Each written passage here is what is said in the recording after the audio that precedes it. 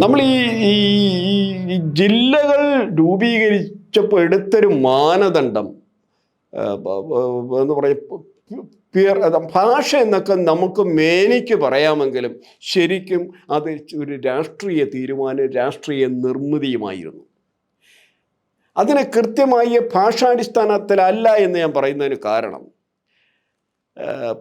കന്യാകുമാരിപ്പെട്ട 5 താലൂക്കുകളാണ് നമുക്ക് ഇവിടെ നിന്ന് പോയത് മൊത്തത്തിൽ.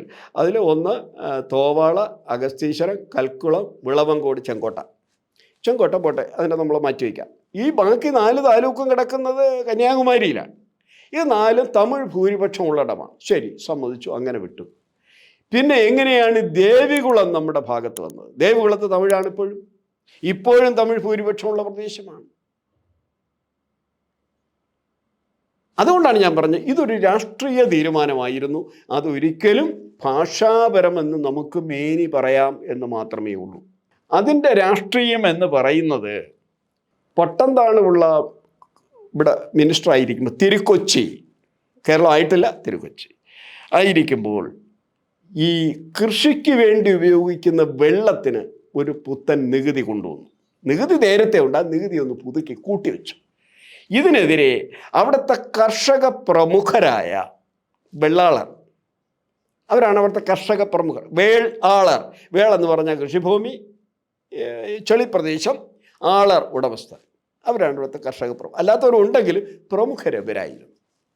ചുരുക്കം കുറേ നായന്മാരും. അവർ കലാപഴിച്ചിട്ടു, സമരം ചെയ്തു. അതിനുവേണ്ടി അവരൊരു പത്രം തുടങ്ങി. അതിനുവേണ്ടി അവർ രാഷ്ട്രീയ പാർട്ടി ഉണ്ടാക്കി. ആ പാർട്ടിയുടെ പേര് തമിഴ്നാട് നാഷണൽ കോൺഗ്രസ്. ഈ തമിഴ്നാട് നാഷണൽ കോൺഗ്രസ് ഇത് കഴിഞ്ഞതിന് ശേഷം ഈ നികുതി കുറേ ഇളവൊക്കെ വന്നപ്പോൾ ഈ കർഷക പ്രമുഖർ പയ്യങ്ങ് മാറി. പകരം ഈ സമരം ഏറ്റെടുത്തത് കർഷക തൊഴിലാളികളായ നാടാർ സമൂഹമാണ്. നാടാർ മാത്രമല്ല, അവർക്കാണ് ഇതിന് ഭൂരിപക്ഷം. അങ്ങനെ നേശമണി രാജ എന്ന് പറയുന്ന അദ്ദേഹത്തിൻ്റെ നേതൃത്വത്തിൽ തെരഞ്ഞെടുപ്പിൽ, ഏത് തെരഞ്ഞെടുപ്പ് നടത്താലും 9 മുതൽ 12 സീറ്റിൽ അവർ ജയിച്ചു വരും. എന്ന് പറഞ്ഞാൽ അവരെ ഉൾക്കൊള്ളാതെ തിരുക്കൊച്ചിയിൽ ഒരു മന്ത്രിസഭ ഉണ്ടാക്കാൻ ഒക്കാതെ വന്നു. അപ്പോൾ അവർ പലപ്പോഴും അവർക്ക് അനുകൂലമായ തീരുമാനം മന്ത്രിസഭയെ മറിച്ചിടുകയും തിരിച്ചിടുകയൊക്കെ ചെയ്യും. അതുമാത്രമല്ല, ഈ 9 മുതൽ 12 വരെയുള്ള MLA-മാരെ ഒഴിവാക്കിയാൽ ഇവിടെ ചില പ്രമുഖർക്ക് മന്ത്രിയാവാനും പറ്റും. ഇപ്പം തെക്കൻ കേരളത്തിന്, അല്ലെങ്കിൽ കന്യാകുമാരി ജില്ല എന്ന് പറയുമ്പോൾ, ഈ തിരുവനന്തപുരം കന്യാകുമാരി ജില്ലക്ക് മന്ത്രിമാരെ പങ്കുവയ്ക്കുമ്പോൾ അവർ ഈ ട്രാവൻകൂർ നാഷണൽ കോൺഗ്രസിനെ ഒഴിവാക്കി കിട്ടി വേറെ ചില പ്രമുഖർക്ക് ഇവിടെ മന്ത്രിയാവാൻ പറ്റും. അങ്ങനെ അവരുടെ ചില കളികളും. നമ്മുടെ കമ്മ്യൂണിസ്റ്റ് പാർട്ടിയിൽ അന്ന് പ്രമുഖ സ്ഥാനം വഹിച്ചിരുന്ന ഒരാളായിരുന്നു M N Govindan Nair. M N Govindan നായരുടെ അമ്മാവൻ സർദാർ KM പണിക്കരായിരുന്നു ഈ ഭാഷാടിസ്ഥാനത്തിൽ സംസ്ഥാനങ്ങളെ തിരിക്കുന്ന കമ്മിറ്റിയിലെ ഒരംഗം. 3 പേരിൽ ഒരാൾ ഈ സർദാർ KM പണിക്കരായിരുന്നു. അപ്പോൾ സർദാർ KM പണിക്കരെ സംബന്ധിച്ചിടത്തോളം എം എൻ ഗോവിന്ദൻ നായരെ മുഖ്യമന്ത്രി ആക്കുക എന്നൊരു ലക്ഷ്യം അദ്ദേഹത്തിനുണ്ടായി. ലക്ഷ്യമാകണമെങ്കിൽ കമ്മ്യൂണിസ്റ്റ് വിരുദ്ധരായ ട്രാവൻകൂർ നാഷണൽ കോൺഗ്രസിനെ ഒഴിവാക്കണം. അവരെ ഒഴിവാക്കണം, ഈ ജില്ല ഒഴിവാക്കണം. അങ്ങനെ ആ ജില്ല ഒഴിവാക്കി. ഇതാണ് അതിൻ്റെ പ്രധാനപ്പെട്ട ഒരു സംഭവം. പക്ഷേ അദ്ദേഹത്തിൻ്റെ ലക്ഷ്യം നടക്കാതെ പോയി. കാരണം എന്ന് പറഞ്ഞാൽ, പിന്നീട് വന്ന തിരിമറിയലുകളിൽ മലബാർ തിരുക്കൊച്ചിയോടൊപ്പം വന്നപ്പോൾ മലബാറുകാർക്ക് പ്രാമുഖ്യം കിട്ടി. കാര്യം കമ്മ്യൂണിസ്റ്റ് പാർട്ടിയിൽ അന്നത്തെ ഏറ്റവും കൂടുതൽ അംഗങ്ങൾ ജയിച്ചത് മലബാറിൽ നിന്ന്. അങ്ങനെ EMS മുഖ്യമന്ത്രിയായി മാറി 57. ഇദ്ദേഹം 2ാം സ്ഥാനക്കാരനുമായി.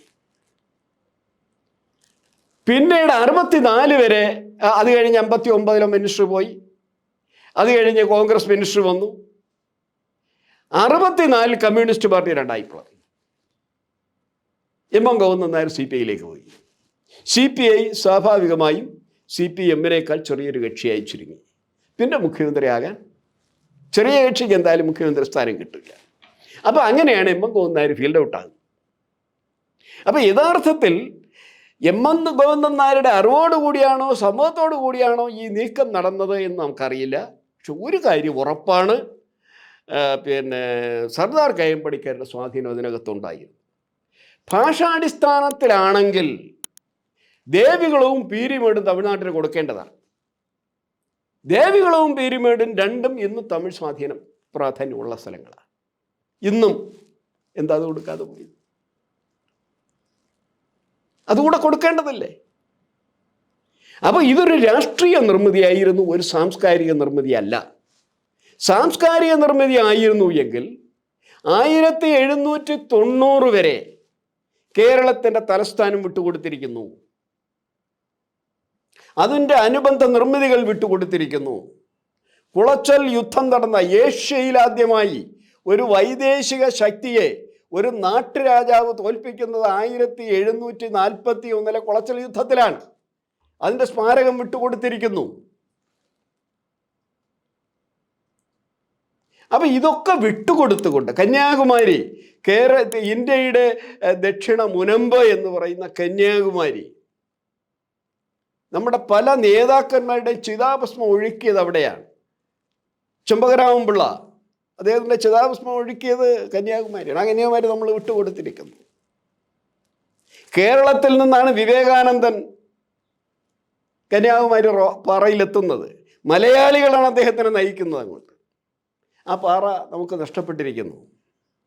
അപ്പം ഇത്തരത്തിൽ കേരളത്തിൻ്റെ മലയാളിയുടെ നാരും വേരുമൊക്കെ ആഴത്തിൽ പതിഞ്ഞു കിടക്കുന്ന കന്യാകുമാരി ജില്ല വിട്ടുകൊടുത്ത് എന്ന് പറയുന്നത് നമ്മുടെ സംസ്കാരത്തിൻ്റെ അവശേഷിപ്പുകളെ വിട്ടുകൊടുത്തതിന് തുല്യമാണ്.